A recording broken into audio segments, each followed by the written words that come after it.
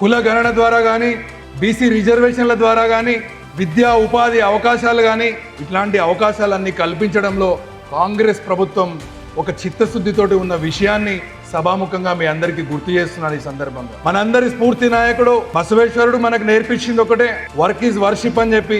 ఓవైపు కుల వృత్తులను కాపాడుకుంటూనే ముఖ్యంగా ఈ వేదిక మీద అనేక మంది నాయకులు కూర్చొని ఉన్నారు. వారందరితో పాటు వేదిక కింద కూర్చున్నటువంటి అనేక మంది యువతులకు కూడా నా రిక్వెస్ట్ ఒక్కటే, విద్యా ఉపాధి పారిశ్రామిక అవకాశాలతో పాటు రాజకీయ అవకాశాలు కూడా అందిపించుకున్నప్పుడే మన కులానికి గుర్తింపు ఉంటుంది. రాజకీయ ప్రాతినిధ్యం వచ్చినప్పుడు, రాజ్యాధికారంలో ఉన్నప్పుడు, చట్టసభల్లోకి వెళ్ళి చట్టాన్ని చేయగల శక్తి మనం తెచ్చుకున్నప్పుడే మనకి మన కులానికి ఐడెంటిటీ ఉంటుంది అని చెప్పి మరొకసారి మీ అందరికీ తెలియజేస్తూ, విద్యార్థులందరూ కూడా ఈ ప్రభుత్వం కల్పిస్తున్నటువంటి అన్ని అవకాశాలను అందిపుచ్చుకోవాలని, తప్పకుండా మీ కుటుంబ సభ్యునిగా, మీ అందరిలో ఒకనిగా మీకు ఏ కష్టం వచ్చినా తెలంగాణ రాష్ట్ర ప్రభుత్వంలో బీసీ కార్పొరేషన్ తరఫున ఎలాంటి అవసరాలు ఉన్నా కానీ ఖచ్చితంగా ముందుండి మీతో పాటు కలిసి పోరాటం చేసైనా సరే అవి సాధించి మీ అందరికీ వచ్చే విధంగా ప్రయత్నం చేస్తానని చెప్పి మరొకసారి మీ అందరికీ తెలియజేసుకుంటూ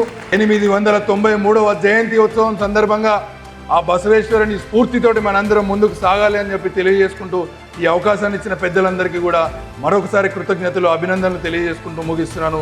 జై హింద్, జై కాంగ్రెస్.